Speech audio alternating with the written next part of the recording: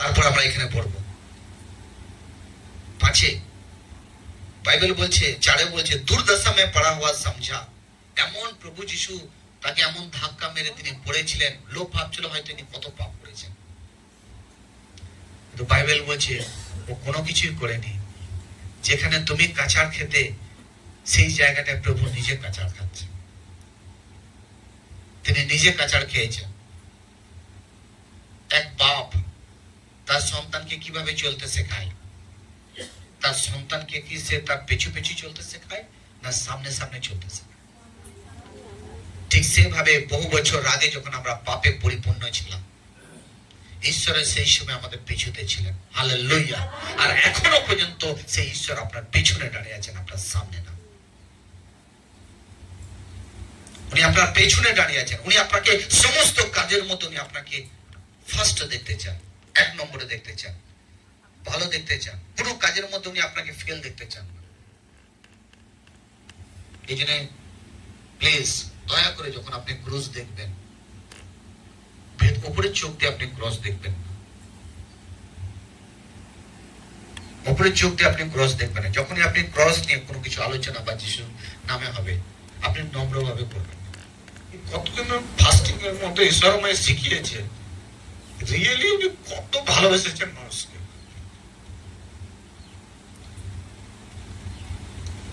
প্রভু আজ যখন তোমার কাজের সময় আসে, আজ আমরা এত স্বার্থপর হয়ে যাই না, এত স্বার্থপর হয়ে যায়, জগতের কাজের মধ্যে আমরা এত বিজি হয়ে যাই, স্বার্থপর হয়ে যায়, খুব ইজি বলে দিই।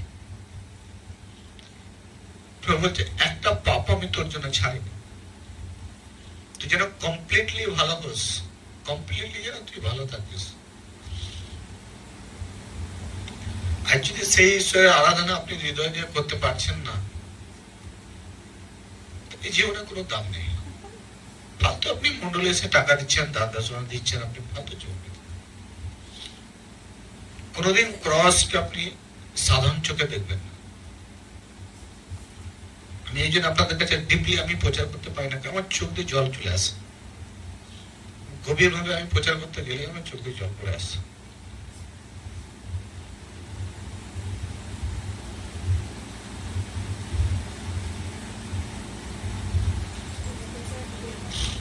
উনি পারবেন আপনাকে তুলতে। আমেন।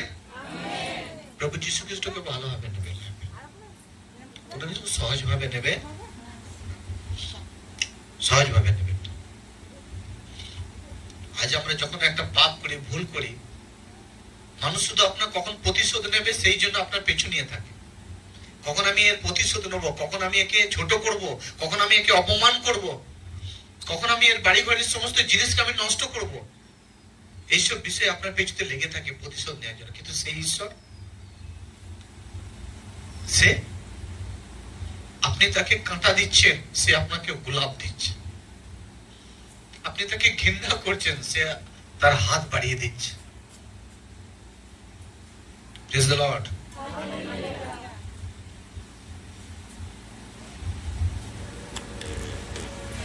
पांचे पढ़बो, 5 लिखा है, परंतु वो हमारे अपराधों के कारण घायल किया गया और वो हमारे अधर्म के कामों के कारण कुचला गया, हमारी शांति के लिए उस पर ताड़ना पड़ी, उसके कोड़ खाने से हम लोग चंगा। এই 5 মধ্যে 53 অনেক কিছু এই সমস্ত প্রভু যিশুর সম্বন্ধে লেখা আছে। বাইবেল বলছে যেভাবে খাসি কাটা হয়, ছাগল ভেড়া যেভাবে ছাড়ানো হয় না, প্রভু যীশু খ্রিস্টের পোশাককে তারা ছিঁড়ে নিয়ে নিয়েছিলেন। খালি শরীরে তারা সে বেতের আঘাত করেছিলেন তাকে। তার শরীরের মধ্যে কোনো জায়গায় প্লেন ছিল না, সব কেটে গিয়েছিল, ছিঁড়ে গিয়েছিল তার শরীরের মধ্যে। তাহলেও কিন্তু সে চুপচাপ ছিলেন। কেউ পারতেন ওনার সামনে দাঁড়াতে? উনি যদি নিজেকে না দিতেন, কেউ পারতেন ওনাকে এক হাত মারতে? কেউ পারতেন? কেউই পারতেন না। বলছে ওনাকে ঘায়েল, উনি ঘায়েল হলো আপনার জন্য। ঘায়েল, ঘায়েল হওয়া বুঝি আমরা? ঘায়েল হওয়া বুঝি? ধরুন আপনার মধ্যে, আপনি এখন ভালো আছেন, আপনাকে এমন মারা হলো, আপনার শরীরের শক্তি আপনি হারিয়ে ফেললেন, ওটাকে বলা হয় ঘায়েল, ওটাকে বলা হয় ঘায়েল। আপনার শরীরের মধ্যে যত শক্তি আছে, আপনাকে এত মারা হলো যে আপনার শরীরের শক্তি আপনি হারিয়ে ফেলেন, আপনি চলতে পারছেন না, আপনি দাঁড়াতে পারছেন না। সেই প্রভু বলছে मैं घायल हो गया हूं तेरे लिए, আমি ঘায়েল হয়ে গেলাম তোমার জন্য। उसको मारा गया, गड़ा गया, ঘায়েল কিয়া গয়া। বলছে আমাদের অধর্ম, এখানে বাইবেলে স্পষ্ট লেখা আছে তোমার অধর্মের কারণের জন্য, এবং আমাকে থেতলানো হলো। যে যেরকম পেয়েছে তাকে মেরেছে, তিনি চুপচাপ ছিলেন। যে প্রভু যীশু খ্রিস্ট তিনি কবরের বাইরে থেকে আওয়াজ দেন লাজার বেরিয়ে এসো, আর সেই লাজার বেরিয়ে আসে 4 দিনের মৃত ব্যক্তি। কার ক্ষমতা ছিল কি তার গায়ের উপরে একটা লাঠি চালাবে? যার ছোঁয়াতে অন্ধ দেখতে পেয়ে যায়, যার আওয়াজে মৃত পচে যাওয়া মানুষ আবার জীবিত হয়ে আসে। বাইবেল বলছে যে আপনার আর আমাদের সকলের পাপের জন্য তারপরে তাড়না পড়েছিল। যতজন ক্রস নিয়ে গেছেন বাড়িতে, বা আমি আপনাকে দিয়েছি, রেসপেক্ট করবে সেই ক্রসকে। আমেন, সম্মান করবে, কারণ ওই ক্রস তোমার বাঁচার প্রতীক, তোমার পাপকে তুলে নিয়ে যাওয়ার প্রতীক। আর যে জায়গায় তুমি আছো না, এই জায়গা তোমার ছিল না, তোমাকে দেওয়া হয়েছে, তোমাকে দেওয়া হয়েছে। বলছে আমাদের শান্তির জন্য তারপর তাড়না পড়ে उसके कोड़ खाने से हम लोग चंगा। कोड़ 39 বার তাকে সেই বাতের আঘাত করা হয়েছিল, সেই চাবুক বাত। আর আগেকার দিনে যে চাবুক ছিল না, একবার যদি চাবুকে কাউকে মারা হতো, সে এক চাবুকে ঘায়ে দিয়ে সে সোজা হয়ে যেত, সেরকম চাবুক ছিল। সে মাংস, ছাল, চামড়া ছিঁড়ে চলে আসত। বলছে 39 বার তিনি সহ্য করেছিলেন। কতবার? সেই বেতের আঘাত তিনি সহ্য করলেন, এই জন্য আজ আমরা চমৎকারের মধ্যে আছি, সুস্থতার মধ্যে আছি। আজ 2 বার হালেলুয়া বলছি, মুখ এলে যাচ্ছে। আর 5 বার প্রশংসার কথা বলছি, মুখ এলে যাচ্ছে। আজ 1 ঘন্টা আরাধনা হবে, মুখ এলে যাচ্ছে। আর 2 দিন 3 দিন ফাস্টিং করতে হবে, আই এম বিজি, আমি এলে যাচ্ছি। এরকম জীবন ব্যতীত করব না। আমেন। আমি প্রত্যেককে অনন্ত জীবনে প্রবেশ করতে দেখতে চাই। আমেন। প্রত্যেককে, যতজন মন্ডলী আছে, লোককে দেখবে না, তুমি ক্রসকে দেখো, নিজের লাইফকে দেখো, চলো। ক্রসকে দেখো, নিজের জীবনকে দেখো, আর চলো। যখন চলতে থাকবে তুমি মিষ্টি হয়ে যাবে, পিঁপড়ে তোমাকে খুঁজে বেড়াবে, তোমাকে পিঁপড়ে খোঁজার দরকার নেই। হালেলুয়া। তোমাকে সুস্থতার জন্য ছুটতে হবে না, সুস্থতা তোমার কাছে এসে দরজায় কড়া নাড়বে যে আমি তোর মধ্যে এন্টার করতে চাই, তোকে ভালো রাখতে চাই। কতজন বুঝতে পারছি? বুঝতে পারছি আমরা? হালেলুয়া। ভালো করে নেবেন ঈশ্বরের বাক্যকে, হৃদয় দিয়ে নাও, বুকে হাত দিয়ে বলতে পারো প্রভু আমি তোমায় ভালোবাসি, তোমায় আমি ভালোবাসি পরমেশ্বর, তোমার জন্য সব ছাড়তে রাজি, সব করতে राजी আমি। तब परमेश्वर बोलेगा वाह मेरा बेटा, मांग तू क्या मांगता है, मैं तुझे दूंगा। आज तक जब तो যা কাজ আমি করেছি আমার লাইফে, যেগুলো এখন থেকে প্রভু প্রভু তুমি উন্নতি করো, তুমি পরিবর্তন, তুমি ডেভেলপমেন্ট করো। আর যদি আপনি যা কিছু আমাকে দিচ্ছেন, যদি আপনার মন যদি না চাইতো আপনি দিতে পারতেন। ঈশ্বর আপনার মনকে বলেছে তুই দে, তারপর আপনি আমায় দিয়েছেন। হালেলুয়া।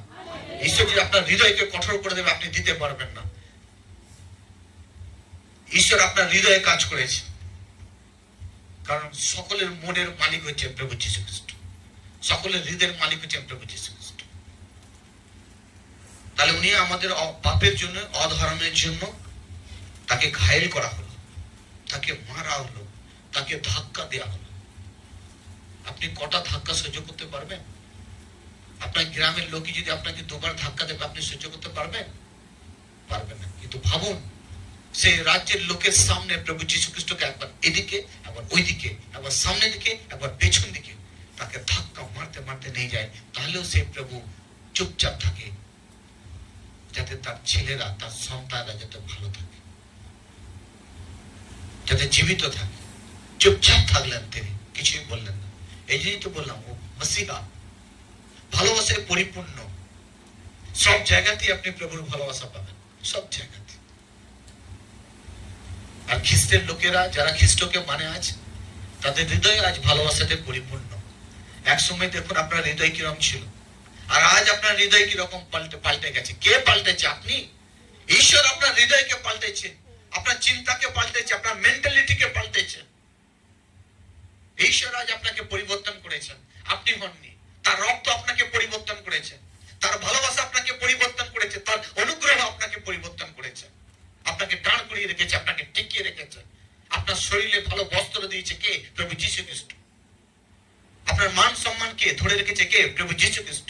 আমরা সকলে গরু ছাগলের মতো ছড়িয়ে ছিটেছিলাম। গরু ছাগলরা ডাইনে বাইনে বোঝে না। তাকান আমার দিকে, মন্ডলী তাকাও দিকে। গরু ছাগল ডাইনে বাইনে বোঝে না, তারা কোনটা ডাইনে, কোনটা বাঁয়ে, কোনটা পেছনে, কোনটা সামনে বোঝে না। বাইবেল বলছে গরু ছাগলের মধ্যে মানুষ ছড়িয়ে ছিটিয়ে ছিল। তারা ঈশ্বরের ইশারাতে তারা জীবনযাপন করেনি। কিন্তু সেখান থেকে আমি তোমাদের ঘরে ঘুরিয়ে নিয়ে এসেছি, যাতে তুমি গরু ছাগলের মতো না, তুমি আমার সন্তানের মতো যাতে তুমি চলাফেরা করো।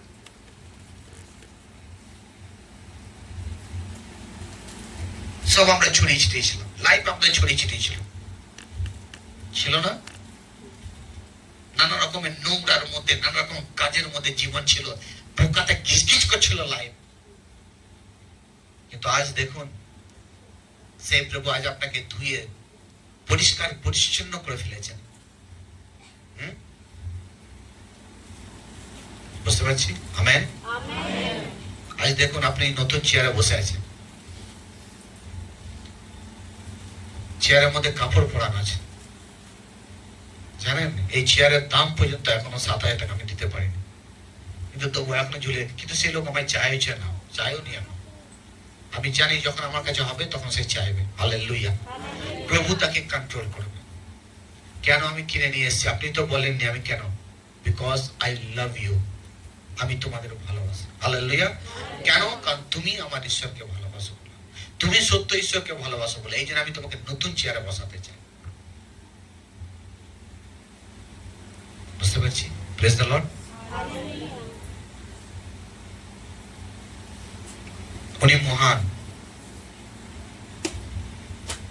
উনি মহান। উনি, আমরা সব ভেড়ার মতো, গরু ছাগলের মতো আমরা ছড়িয়ে ছিটিয়েছিলাম। সকলে আমরা নিজে নিজের পথ বেছে নিয়েছিলাম। বেছে নিয়েছিলাম কি নিয়েছিলাম না? আগে বেছে নিয়েছিলাম কি নিয়েছিলাম না? সকলে নিজে নিজের পথ বেছে নিয়েছিলাম।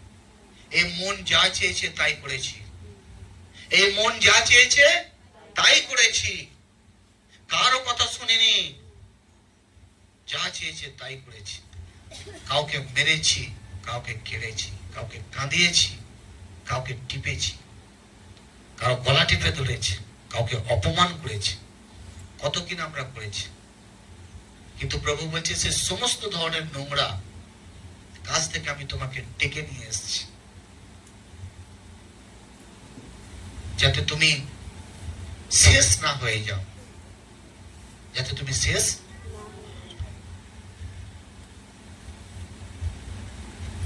সাথে 53:7 আপনি এই চ্যাপ্টারটা ভালো করে পড়বেন বাইবেলে, 1 সপ্তাহ পড়বেন। কতদিন? আজকে যাওয়ার পর যখন আপনি ফ্রি হবেন, ফ্রি থেকে আসছে শনিবার পর্যন্ত আপনি শুধু এই একটা চ্যাপ্টারই পড়বেন, 53 অধ্যায়টাই পড়বেন শুধু। যিশায়া 53 অধ্যায় পড়বেন একবার, আবার ওখানে আস্তে আস্তে পড়বেন, দেখবেন এখান থেকে ঈশ্বর আপনাকে শেখাবে। আর তারপর আপনার ধার্মিকতা জীবনে অনেক পরিবর্তন আসবে। হালেলুয়া।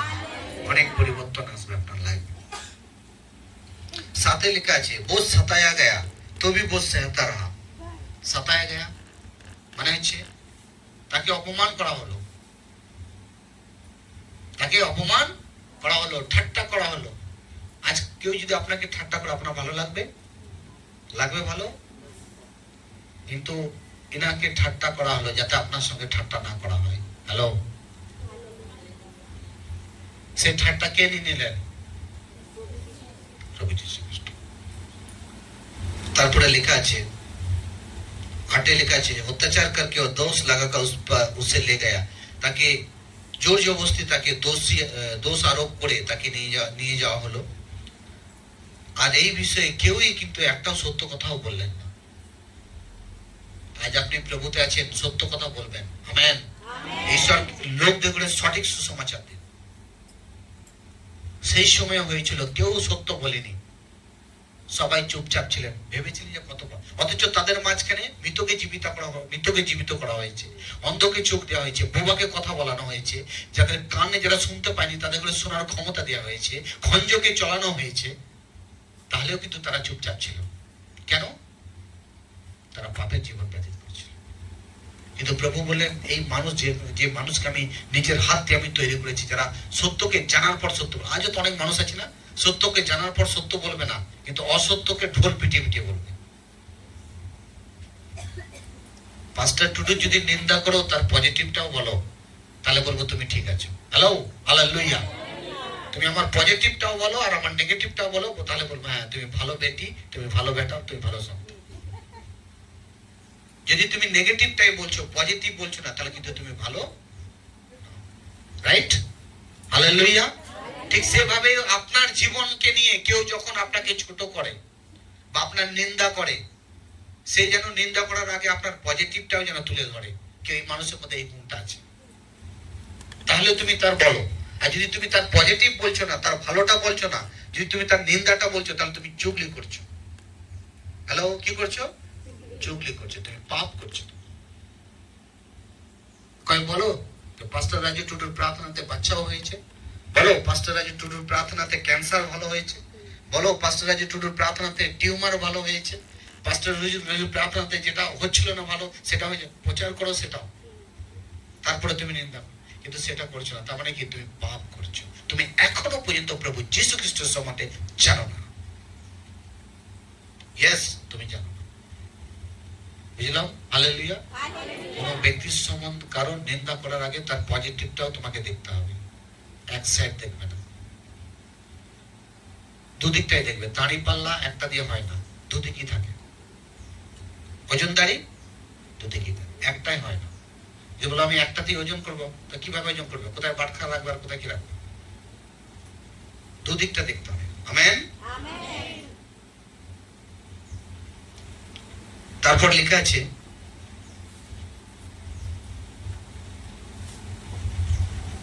8 লেখা আছে मेरे ही लोगों के अपराधों के कारण उस पर मार पड़ी।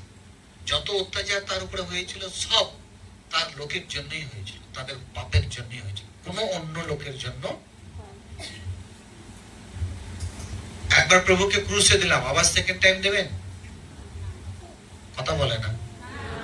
আবার প্রভু ক্রুশে দিলাম, আবার পাপের জীবন ব্যতীত করবে? আবার প্রভুকে ক্রুশে দেবে কি প্রভু তুমি আবার আমার জন্য ক্রুশে ছিল? আর এরকম হবে না। যদি আপনি স্বপ্ন দেখছেন ভুলে যান, আর এরকম হবে না। এখন সোজা আসবে আর বিচার হবে, আর ধর্মীকে পাপ থেকে আলাদা করা হবে। এখন সোজা বিচার হবে স্বর্গ আর নরকে। যারা এতদিন ধরে অপমান সহ্য করেছে, যারা এতদিন ধরে কলে জল না নিয়েও প্রভুতে চলছে, যারা এতদিন ধরে গ্রামে অপমান সহ্য করে জীবন ব্যতীত করছে, সারা জীবন কি প্রভুর লোকরা অপমানই সহ্য করতে থাকবে? প্রভু কি এরকমই ছেড়ে দেবেন? না। যখন দ্বিতীয় সেকেন্ড কামেন্ট প্রভু যখন হবে, দ্বিতীয় আগমন, এরপর কিন্তু এরকম আর হবে না।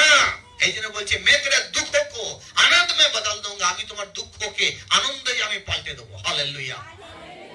তোমার অপমানকেও আমি আনন্দে পাল্টে দেবো, আমি সুনামে পাল্টে দেবো। বুঝতে পারছি? তাহলে আমাদের পাপের জন্যই, অপরাধের জন্যই প্রভুর উপর মার পড়েছিল। তারপরে 9 লেখা আছে প্রভুকে একা নয়, আবার চোরের মাঝখানে ক্রুশে দেওয়া হলো, 2 ডাকুর মাঝখানে, যাতে বেশি বেশি তার উপরে দোষ আরোপ করা হয় না। আজকে আমরা কি নেগেটিভ বেশি বলতে পারি না? হ্যালো, মন্দর আলোচনা বলো, সারাদিন বসে বসে করবে। একটা মহিলা, 2টো মহিলাকে রেখে দাও, বলো তোরা শুধু মন্দর আলোচনা কর। দেখবেন 12 ঘন্টা বলেছি, ওরা 15 ঘন্টা অব্দি বসে আছে। এখন শেষ হয়নি, বলে না এখনো চলছে।